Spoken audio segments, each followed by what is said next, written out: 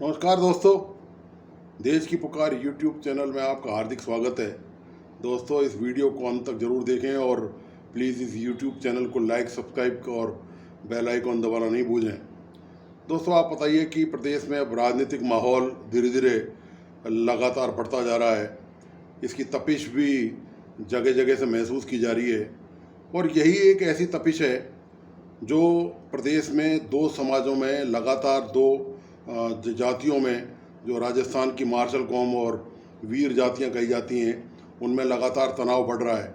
और ये जो सारा जो मामला जो तनाव का है, जो बढ़ रहा है, जो विदेशता बढ़ रही है, जो देश बढ़ रहा है, जो शत्रुता जो बढ़ रही है जाटों में और राजपूतों में, दरअसल इसकी जो जड़ है, उसकी जो असली जिम्मेदारी है, मैं आपको वहाँ तक ले जाना चाहता हूँ।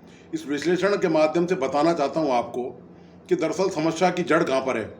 समस्या की जड़ है राजस्थान की मौजूदा कांग्रेस सरकार।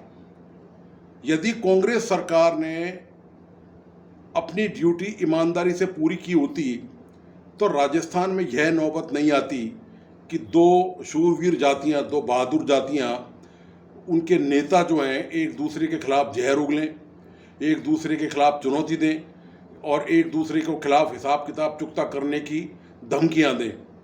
तो ये जो नौबत आई है, ये दरअसल कांग्रेस सरकार की राजस्थान में अनदेखी की वजह से आई है। आपको पता ही है कि राजस्थान में बजरी माफिया बहुत बुरी तरह से हर पूरे तंत्र पर हावी है और बजरी माफिया यही नहीं, पूरे प्रदेश में लगभग राजस्थान का ऐसा कोई संभाग होगा, आप पूर्वी राजस्थान में देख लीजिए, आप धौलपुर, भरतपुर, यहाँ तक कि राजधानी जयपुर भी बजरी माफियाओं से, अवैध बजरी खनन से अछूता नहीं है। जोधपुर का संभाग ले लीजिए, बीकानेर का ले लीजिए, अजमेर का ले लीजिए, कोटा ले लीजिए, यहाँ तक बजरी माफियाओं का आप दुस्साहस देखिए कि हमले, उन्होंने पुलिस पर भी हमले किए हैं। एक दो पुलिसकर्मियों की पहले मौत भी हो चुकी है। यहाँ तक कि डीएसपी की गाड़ी या एडीएम की, एसडीएम की गाड़ी तक पर उन्होंने, जब उनको रोकने का प्रयास किया गया तो उन पर हमले हुए हैं। तो माफिया राजस्थान में किस कदर हावी है। मुद्दा सारा ये है कि हनुमान बेनीवाल ने पिछले दिनों एक सार्वजनिक सभा में नागौर में यह बयान दिया कि जो राजपूत समाज के जो बहुत बड़े ठेकेदार हैं बजरी के, और उन पर यह आरोप लगाया कि उन्होंने वहाँ पर बजरी की अवैध खुदाई की है। और बाकायदा हनुमान बेनीवाल का ये कहना था कि उन्होंने ड्रोन से ये सर्वे करवाया है कि बजरी जितनी निर्धारित मात्रा में खोदी जानी थी उससे 20 फुट ज़्यादा खोद ली गई है। और उन्होंने गंभीर आरोप लगाने के साथ ये चेतावनी दी कि यदि ये कार्रवाई जारी रही तो हनुमान बेनीवाल उनके खिलाफ सख्त से सख्त कार्रवाई करेंगे। और उन्होंने भारी जनसभा में यह ऐलान किया। इसके विरुद्ध, इसका स्वाभाविक तौर पर इसकी प्रतिक्रिया होनी थी। राजपूत समाज में जो मेघराज रॉयल है, उनका काफ़ी सम्मानित स्थान माना जाता है और इस पर हनुमान बेनीवाल के खिलाफ जयपुर में पुतला जलाया गया। हनुमान बेनीवाल का राजपूत समाज द्वारा, जो करनी सेना के राष्ट्रीय अध्यक्ष हैं गोगा मेडी और राजस्थान के जो अध्यक्ष हैं मकराना, उन्होंने बाकायदा उनके खिलाफ बयान दिए हनुमान बेनीवाल के खिलाफ।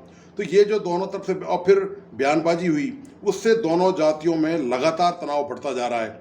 यह तनाव कम नहीं हो रहा है और इसको आश्चर्य की बात यह है कि दोनों राजनीतिक दल, भारतीय जनता पार्टी हो या कांग्रेस, वे तमाशबीन बने हुए, वे चुपचाप राजस्थान को एक ऐसी तरफ जाते हुए देख रहे हैं और जो जिसमें आग लगने की पूरी संभावना है, जिसमें राजस्थान में जो शांति है वो ख़त्म होने की पूरी संभावना है।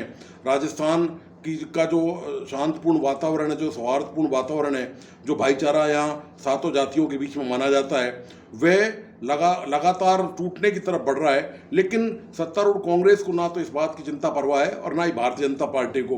हनुमान बेनीवाल ने फिर से जोधपुर में आज एक विशाल रैली निकालकर जो बजरी की रॉयल्टी बढ़ाने का विरोध किया। उन्होंने वापस आरोप लगाया कि जितने भी बजरी के जो ठेके हैं उनमें सत्तारूढ़ कांग्रेस और भारतीय जनता पार्टी के लोग शामिल हैं। उन्होंने कहा कि ऐसा कोई ठेका नहीं है जिसमें मंत्री या जो विधायक और सांसद हैं उनमें उनकी पार्टनरशिप नहीं हो।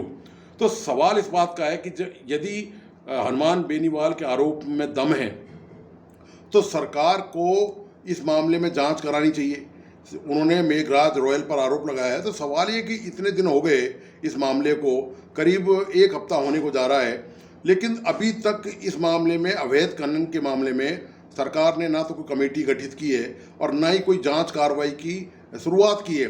तो इससे साफ जाहिर है कि सरकार तमाशबीन बनी हुई है।